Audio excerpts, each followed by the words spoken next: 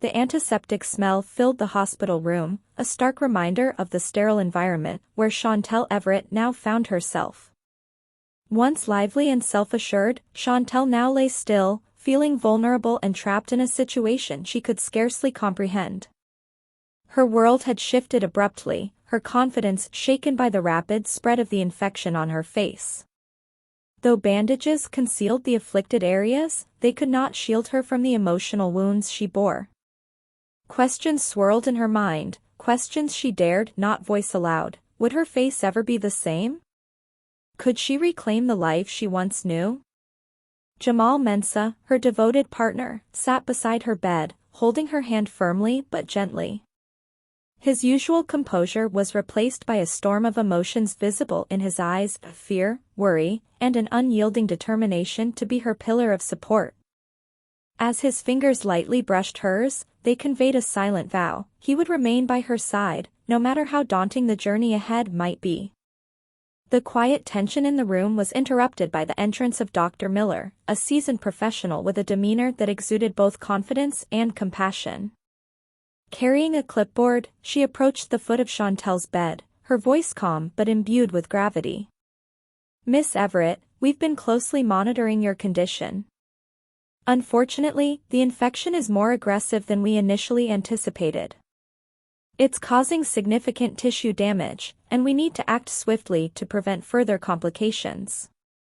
Plastic surgery is the best course of action at this point. Not just for aesthetic reasons, but to ensure proper healing and to minimize long-term issues." Chantel's breath hitched, her mind struggling to process the words. "Plastic surgery," she repeated silently, the phrase echoing in her thoughts like a drumbeat. Surgery on her face, the very idea felt suffocating. As her voice finally emerged, it wavered, a blend of panic and disbelief. "Surgery? On my face?" she whispered. What if I don't look like myself anymore?" Her gaze turned to Jamal, seeking reassurance, her eyes brimming with tears. "Jamal," she said, her voice cracking, "I don't even recognize myself now. What if everything changes? What if I change?" Jamal tightened his grip on her hand, his voice steady and filled with conviction. "Chantel, listen to me. No matter what happens, you'll still be you. You're more than your appearance. You're strong, resilient, and the woman I love. We'll get through this together." Dr. Miller nodded, her expression empathetic. "It's natural to feel overwhelmed, Chantel. But I assure you, our priority is your well-being.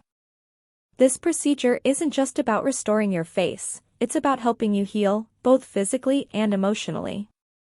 You're in capable hands, and we'll support you every step of the way." The words hung in the air, offering a fragile sense of hope.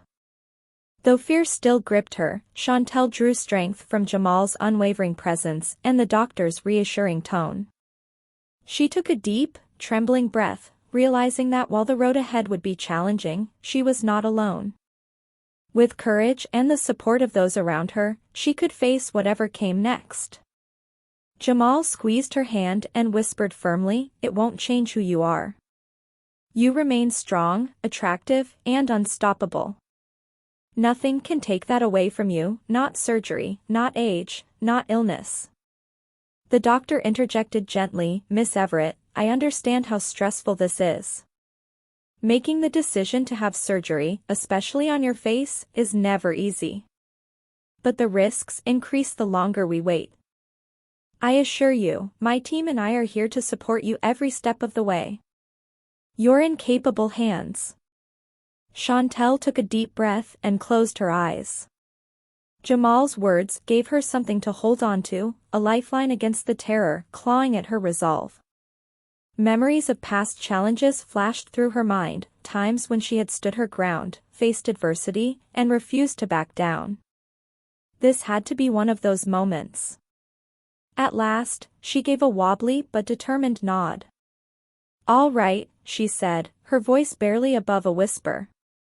"Let's get it done." She leaned back against the cushion as the doctor left to finalize preparations.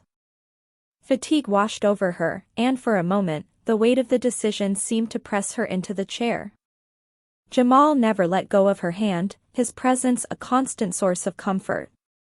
Later that night, the hospital was eerily quiet. The faint beeping of monitors echoed down the empty corridors, a rhythmic reminder of life's fragility. Outside Chantel's room, Jamal paced back and forth, his usual composure cracking under the strain. He pulled out his phone, stared at it for a long moment, and finally dialed a number. When the call connected, a warm, calming voice greeted him. "Jamal? What's going on? You sound tense." "Hey, Mom," he said, his voice thick with emotion. He wiped a hand across his face, as if trying to erase his fear. "It's Chantel. She's having surgery, and I'm terrified. I'm trying to be strong for her, but what if something goes wrong?" Kim's voice turned firm but reassuring. "Jamal, listen to me. You've always been strong, but strength isn't just about holding it together. It's about being present, being there when someone needs you most. Right now, Chantel needs your love and your faith in her. Trust in the doctors, and more importantly, trust in her resilience. You'll both get through this." Jamal nodded, even though she couldn't see him. Her words settled over him like a soothing balm, easing the tension in his chest. "Thanks, Mom," he said softly. "I needed that. Anytime, sweetheart. And remember, she's lucky to have you by her side." As the call ended, Jamal's pacing slowed. He took a deep breath and returned to Chantel's room.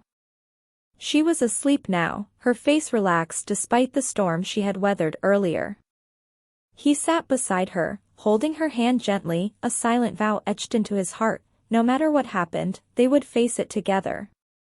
When morning came, the hospital bustled back to life. Nurses moved swiftly, preparations were finalized, and the time for surgery drew near.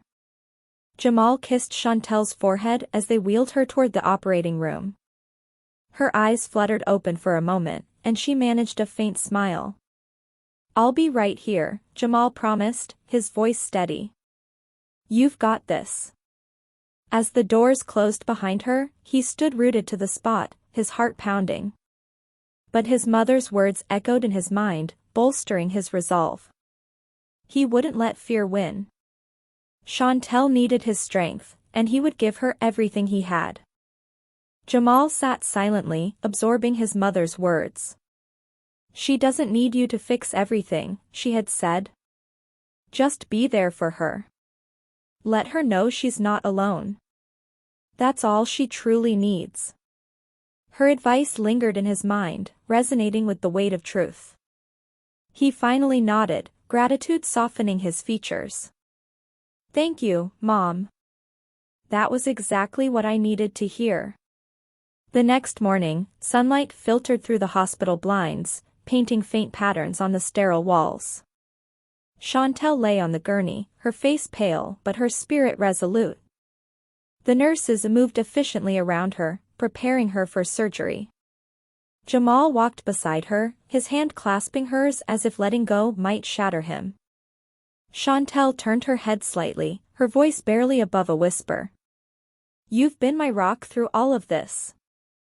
I don't know how to thank you." Jamal's voice was steady, his eyes unwavering. "You don't have to thank me. This is love.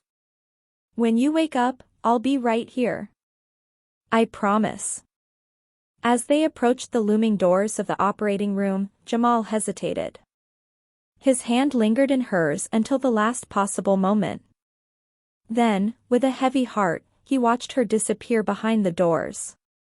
For a moment, he stood frozen, the weight of his worries pressing down like a suffocating blanket.